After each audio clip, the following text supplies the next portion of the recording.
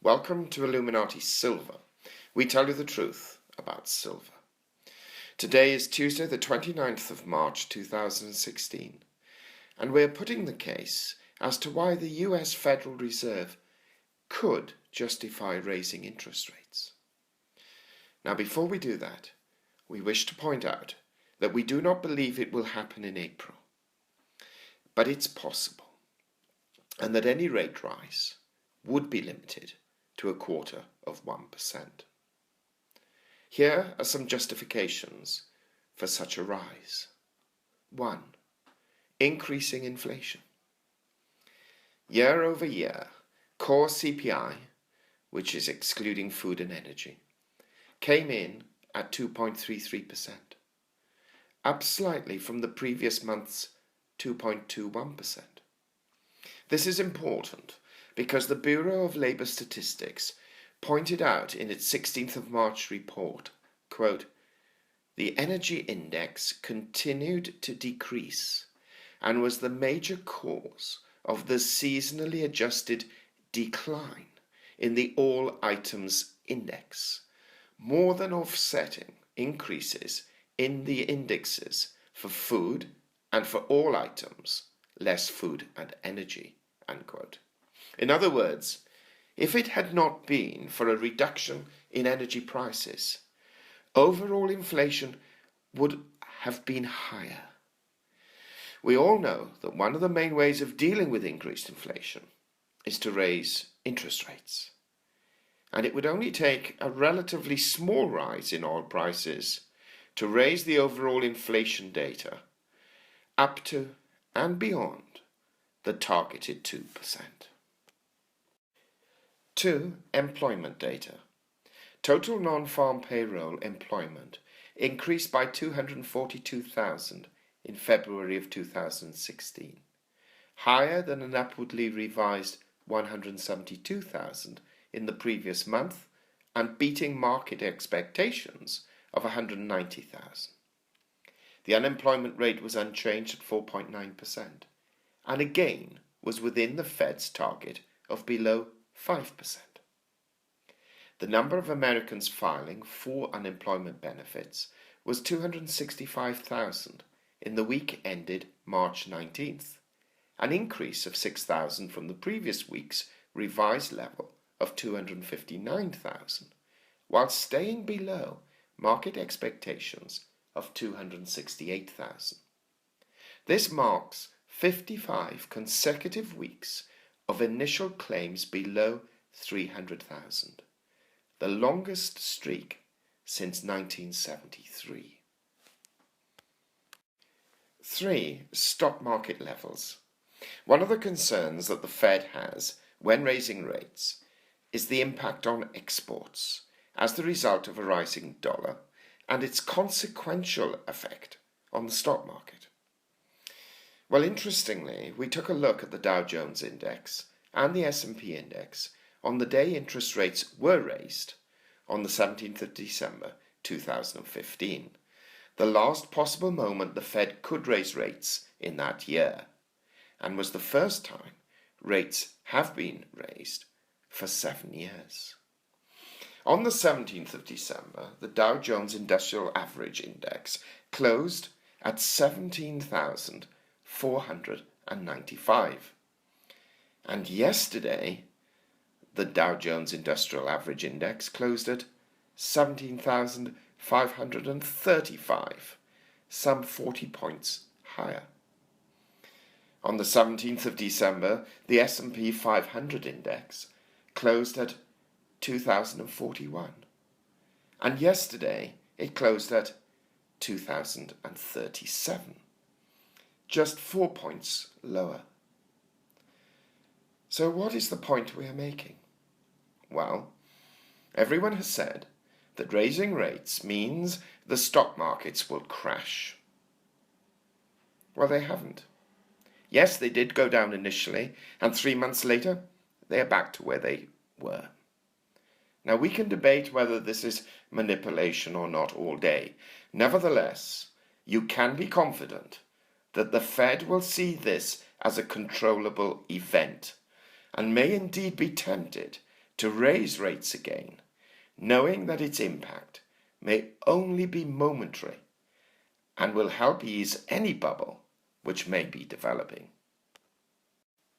4. Imports-exports.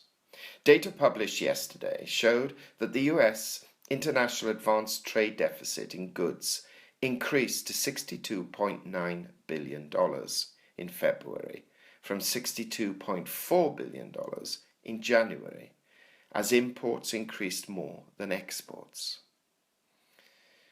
The 3-month moving average in the US international trade in goods and services show a similar picture. Now, this would normally suggest that the Fed will be cautious about raising rates, so as not to strengthen the dollar further, which would likely result in lower exports and higher imports. That said, it has to be borne in mind that the United States has been running consistent trade deficits since 1976 due to high imports of oil and consumer products. In recent years, the biggest trade deficits were recorded with China, Japan, Germany, and Mexico, and the trade surpluses with Hong Kong, Netherlands, United Arab Emirates, and Australia. 5. Value of the dollar. On the 16th of December 2015, the day prior to the interest rate rise, the dollar index stood at 97.88, and after the rise it rose to 99.32. Today, the dollar index stands at 95.2, some 2 points lower than before rates were raised last year. It would therefore not be out of order to believe that rates could be raised again, and yet the dollar remain within that 95 to 98 level, thereby not hurting exports that considerably. So, with all of these variables, are rates likely to rise? Well, Atlanta Federal Reserve President Dennis Lockhart said on the 21st of March, quote, "The Federal Reserve could hike rates as early as next month." Unquote. He also said he expects continued job market improvements this year. He is optimistic the Fed's 2% inflation target is possible in the medium term. Earlier the same day, Richmond Fed President Jeffrey Lacker took a similar tone on inflation, saying it will likely accelerate in coming years and move towards the Fed's target. He added, quote, "US inflation was bound to increase significantly after the price of oil bottoms out. Inflation outside food and energy would move back towards 2% once the US dollar stops appreciating." Unquote. More than 4/5 of economists polled recently by the Financial Times said the Fed would lift rates 2 times or fewer this year. One believed the Fed would be forced to cut rates by December. They believe the uncertain outlook for global growth will not stand in the way of the central bank resuming its path towards normalisation in June.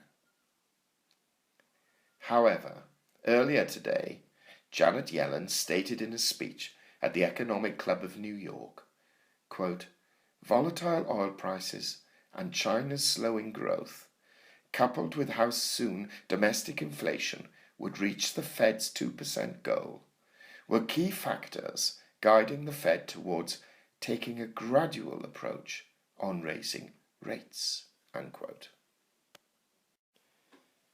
Omer Essner, chief market analyst at Commonwealth Foreign Exchange, said, quote, "On balance, Yellen's comments do not sound consistent with a looming rate hike in April and leave considerable doubt about whether rates will rise in June.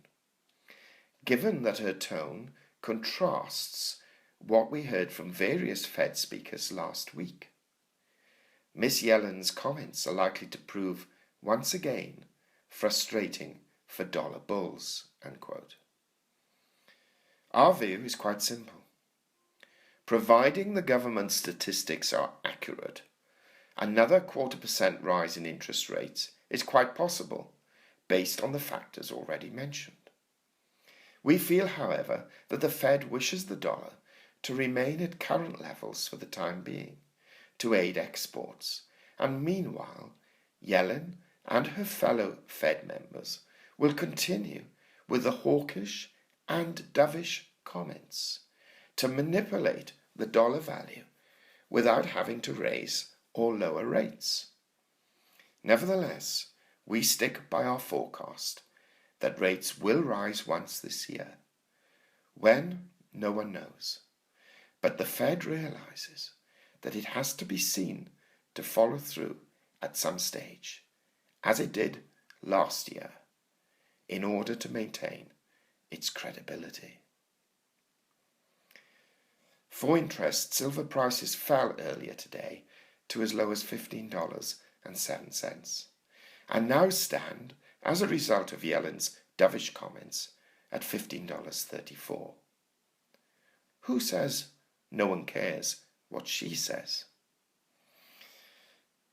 The FOMC next meets on April the 26th and 27th. What do you think will happen then?